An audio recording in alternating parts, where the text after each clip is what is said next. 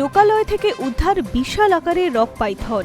বৃহস্পতিবার সকালে জলপাইগুড়ি জেলার পশ্চিম দুরামারি এলাকায় একটি বিশাল আকারের রক পাইথনকে উদ্ধার ঘিরে ব্যাপক চাঞ্চল্য ছড়িয়েছে গোটা এলাকায়। স্থানীয় সূত্রে জানা গিয়েছে, গত কয়েকদিন ধরে এলাকাবাসী একটি ক্যানেলের ধারে সাপটিকে দেখতে পাচ্ছিলেন। প্রচণ্ড শীতের দাপটে বুধবার সকালে রোদ পোহাতে দেখা যায় ওই বিশাল আকৃতির রক পাইথনটিকে। সাপটিকে রোদ পোহাতে দেখে আতঙ্কিত হন স্থানীয়রা।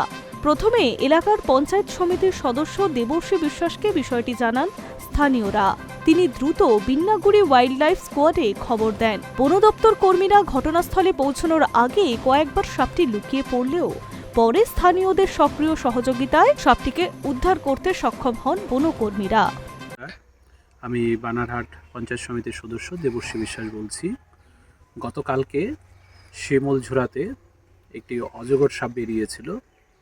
সেটা ঘোরাঘুরি করছিল, রোদ তাপাচ্ছিল, সবাই দেখেছিলাম। তারপর আমরা ফরেস্ট ডিপার্টমেন্টকে ফোন করেছি, তারা আসতে দেরি করাতে কালকে সেই সাপটি লুকিয়ে যায়। তবে আজকে আবার বেরিয়েছে এবং যার বাড়ির পাশে সুব্রত সরকার, সে আমাকে খবর দেয় এবং আমি সঙ্গে সঙ্গে গিয়ে দেখতে পাই। তারপর আবার ফরেস্ট ডিপার্টমেন্টকে জানাই এবং তারা এসে সাপটিকে উদ্ধার করে নিয়ে যায়। সাপটি প্রায় 25 ফিট লম্বা একটি অজগর সাপ, হয়তো আরও আশেপাশে থাকলেও থাকতে পারে।